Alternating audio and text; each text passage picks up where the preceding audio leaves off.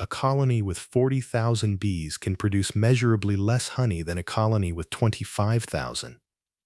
The larger colony is not diseased. The queen is not failing. The bees are working. The timing is wrong. Have you seen this in your own colonies?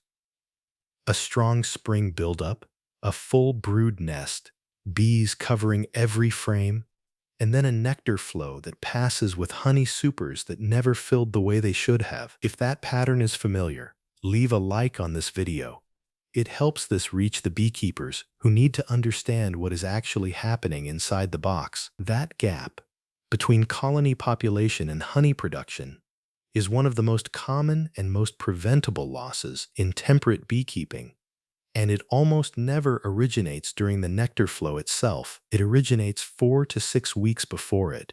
By the time the flowers are open, the outcome has already been decided. The mistake happened weeks earlier. By 1914, commercial apiary operators across the northern United States, Canada, and Central Europe had identified this pattern in their own yield records. These were not hobbyists.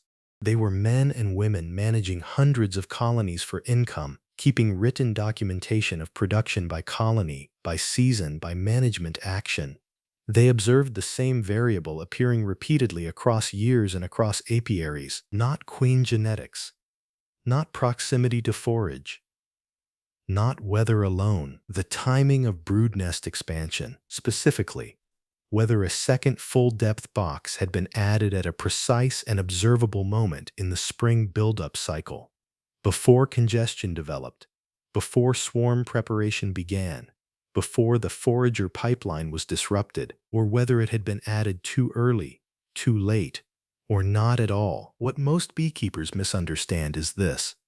The second deep box is not added to give the colony more room in a general sense.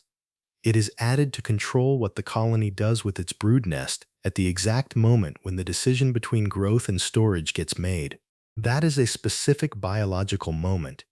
It has a threshold, and it is earlier than most beekeepers expect. More space, wrong timing, same loss. To understand why timing matters at this level of precision, it is necessary to understand the internal economy of a Langstroth hive. In the 6 weeks preceding the main nectar flow, a standard deep Langstroth box holds 10 frames. A healthy overwintered colony entering spring typically occupies between 4 and 6 of those frames, with active brood. The queen is expanding the brood nest outward as ambient temperatures climb. Worker bees cluster tightly around that brood to maintain 34 to 35 degrees Celsius, 93 to 95 degrees Fahrenheit, inside the brood nest, regardless of external conditions. That thermal maintenance is metabolically expensive. Every bee engaged in thermoregulation is a bee not foraging. In a colony with a well-organized brood nest and a healthy nurse bee population, this balance is sustainable. New foragers are developing at the outer margins of the brood nest as bees age through their behavioral sequence. Those foragers are available when the first major nectar sources reach peak bloom. But when brood nest expansion is not actively managed, the colony encounters a specific and predictable congestion pattern. Capped honey from early season forage begins accumulating in the cells that surround the brood nest. Pollen stores fill the ring of cells adjacent to the brood. The queen, following her biological drive to expand into open comb, finds fewer available cells. Her laying rate compresses. The brood nest becomes irregular.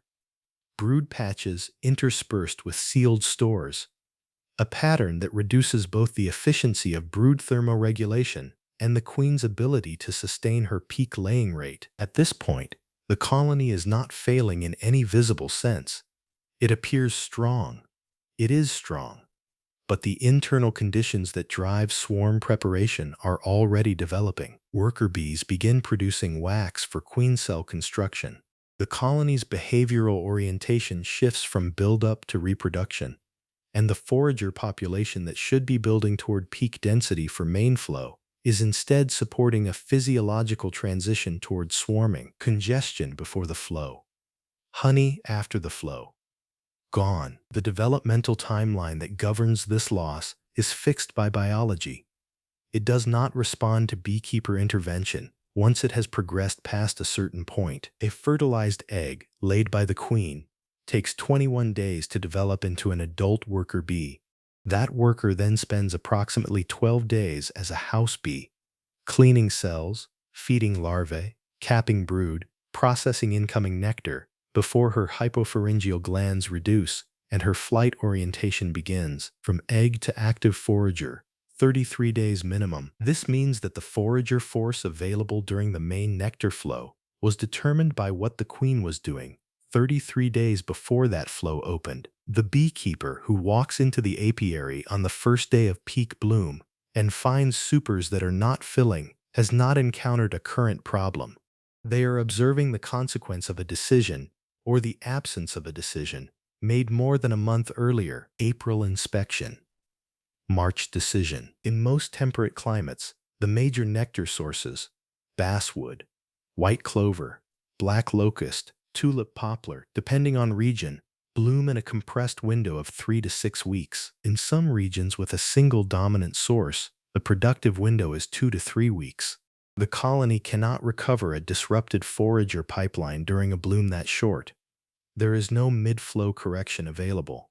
The bees that are ready when the flowers open are the only bees that matter for that season's production. The commercial operators of the early 20th century understood this pipeline precisely because they were operating at a scale where a mistimed decision across even a fraction of their colonies produced measurable yield losses in their records. They tracked the outcome against the action, and across years, the pattern was consistent. The intervention they documented was structurally simple.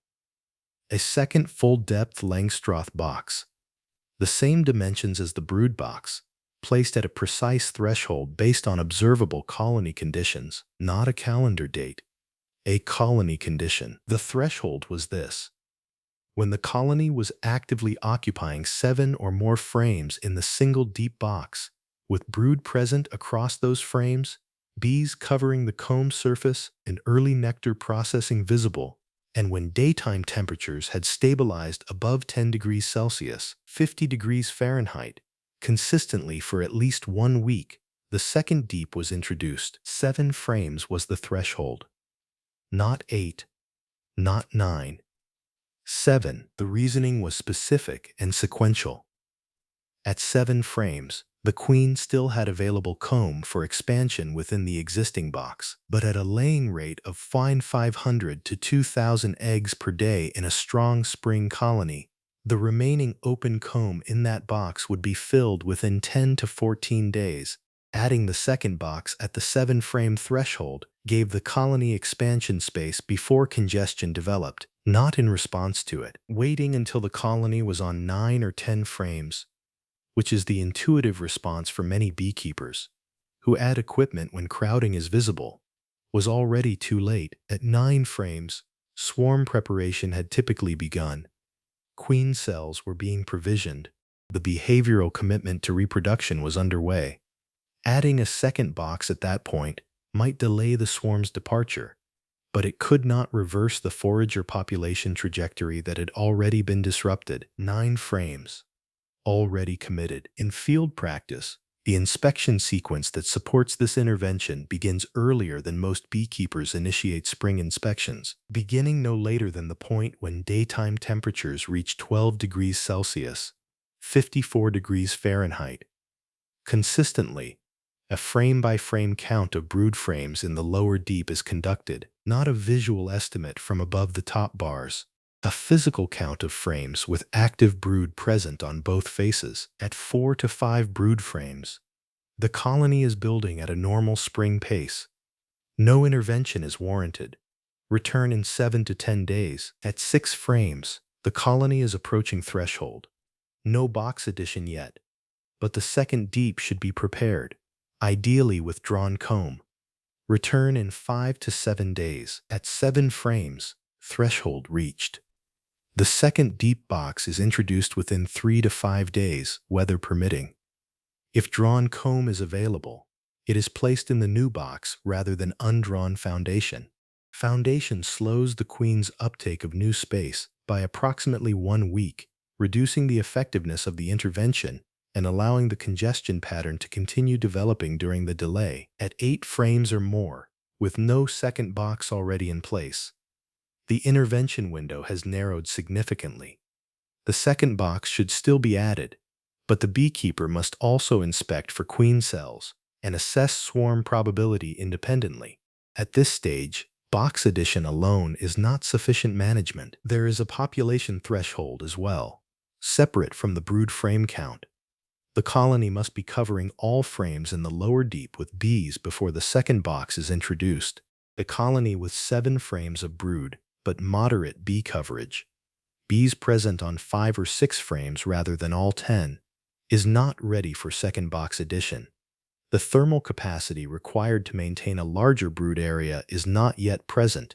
Adding space prematurely to a colony without sufficient population to cover it produces brood chilling at the periphery of the expanded nest, a consequence that undermines the very forager development the intervention is intended to support. Temperature threshold for introduction. Do not place a second deep containing drawn comb if nighttime temperatures are still dropping below 5 degrees Celsius, 41 degrees Fahrenheit, consistently. Colonies cannot maintain temperature across an expanded brood area under those nighttime lows without drawing down the adult population to a degree that increases rather than reduces stress. The progression of loss from absent or mistimed intervention follows a repeatable pattern across a season, and documenting that pattern in sequence makes the intervention rationale more concrete. In the first half of April, in a typical temperate climate main flow region, the colony that was not given a second deep at threshold is filling the available cells in a single deep with a combination of brood, capped honey, and pollen. The brood pattern becomes increasingly irregular as the queen's expansion options contract. Open comb that would normally carry eggs is occupied by nectar being processed by house bees with no available storage above. The queen begins backfilling cells that were recently vacated by emerged brood with honey rather than new eggs. By the second half of April, queen cells are present. The colony is in active swarm preparation. Worker bees are engorging on honey in preparation for departure. The primary swarm, the old queen and a substantial proportion of the adult bee population, including the most experienced foragers, will leave within days to weeks, triggered by weather, temperature, and internal congestion signals. In early to mid-May, the swarm departs. The remaining colony is temporarily queenless. The first virgin queen emerges from a swarm cell approximately 8 days after the swarm left, if cell development was on schedule. That virgin queen requires 5 to 7 days of maturation before mating flights begin. Mating is weather-dependent and may extend across several days. The mated queen begins laying approximately 3 to 5 days after her last successful mating flight. Full laying rate is not reached for another week after that. From swarm departure to functional new queen laying at rate, a minimum of 3 weeks. In practice, often 4 or 5 weeks, accounting for weather delays and the natural variation in queen development. During those 3 to 5 weeks, the bloom window is open. The available adult bee population is depleted by the departed swarm. The remaining bees are disproportionately young, house bees, not foragers. Incoming nectar is reduced. Honey supers are in place but filling slowly or not at all, despite what may be excellent forage conditions outside. The beekeeper returns in late May or early June, inspects, and finds partially filled supers, a new queen, and rebuilding underway. The bloom has peaked. The opportunity has closed. Good bloom. Wrong bees. Empty supers. For a small-scale honey producer managing 10 to 50 colonies, this pattern has consequences that are directly financial. The main nectar flow in most temperate regions lasts 3 to 6 weeks. In some climates, particularly those with a single dominant source such as black locust or basswood, the window compresses to 2 to 3 weeks. A colony that enters that window mid-swarm or post-swarm, rebuilding under a new queen, produces at a fraction of its potential. A full-strength colony at main flow, on 2 deeps with correctly timed super placement, can store 20 to 40 kilograms of surplus honey depending on forage density and weather. A colony that swarmed 4 weeks before peak bloom may store 5 to 10 kilograms, or considerably less. Across 10 colonies, the difference between managed expansion and reactive management does not represent a marginal yield variation. It represents the difference between a viable honey crop and a season that covers operating costs with little margin. For small producers who depend on the main flow for the majority of their annual output, the financial gap between a swarm-managed apiary and an unmanaged one can be the difference between a productive enterprise and an operational loss. The beekeepers of 1914 managing for income understood this arithmetic precisely. They were not adding boxes out of preference or curiosity. They were acting on observed thresholds because the cost of inaction was visible in their production records. The bloom does not negotiate its timing. The bee population pipeline does not wait for the beekeeper to feel ready. And the forager force that exists when the flowers open is the only force available. There is a second dimension to this management approach that receives less attention but carries equivalent consequences. The timing of honey superplacement above the newly configured 2-deep colony. A common error among beekeepers who do add a second deep at the correct threshold is placing honey supers too early above it. The intuition is understandable. The colony has expanded. The season is advancing. Supers represent the harvest goal. But the colony's internal economy does not follow beekeeper intuition. When the second deep is introduced, the colony's first priority is to fill that new space with brood. If drawn comb was provided, the queen will begin laying in the new box within days. The nurse bee population follows the brood upward or downward into the new configuration. The original deep begins transitioning toward honey storage as brood emerges from its cells and is not replaced. If honey supers are placed before this transition is complete, before the second deep has a functioning brood pattern established, and the original deep has begun converting vacated brood cells to storage, the colony is distributing its population across 3 boxes simultaneously. Thermoregulation becomes more demanding. Nurse bees are spread across a larger brood area. The forager population, still developing from the eggs the queen was laying during transition, is being supported by a nurse population that is thinner than it should be. The appropriate timing for honey super addition above a 2-deep colony, when the second deep is at least 70% covered with bees. Visible brood is present in the upper box, and the lower box is showing capped honey in cells from which brood has recently emerged. This typically occurs 14 to 21 days after the second deep was introduced, depending on colony strength and queen performance, not earlier. The early 20th century apiary documentation also addressed a physical constraint that became a practical concern at scale. What operators of that period described as overexpansion, the addition of more box volume than the colony's population could functionally support. A colony that has been expanded into 2 deeps and 1 or more honey supers, a vertical stack of 3 or 4 boxes, requires a substantial population to maintain thermal stability across the brood nest, defend the entrance, and sustain active foraging. Colonies that were expanded more rapidly than their population supported showed a specific consequence in the brood. Developmental instability at the margins of the nest. Brood chilling at the periphery produced adult workers of reduced body mass, physically smaller bees with lower fat body reserves, and measurably reduced foraging capacity compared to workers that developed in a properly thermostated nest. This is not a visible problem in daily observation. The colony appears populated. Bees are covering frames, but a forager force composed substantially of bees that developed in marginally suboptimal thermal conditions underperforms relative to its apparent size. More bodies, lower output per body. The resolution is not conservative management. It is calibrated management. Space is added at the threshold the colony indicates, with the population required to support that space already present. If a colony that received a second deep is not covering it adequately within 2 weeks of introduction, the boxes are consolidated rather than left open. The colony is managed to its actual capacity, not to the beekeeper's production expectations. More boxes, fewer effective bees. The practices documented in the apiary literature of 1914 were not theoretical proposals. They were operational protocols tested against production outcomes across multiple years in working apiaries. The operators who published these observations were not making recommendations from a single season.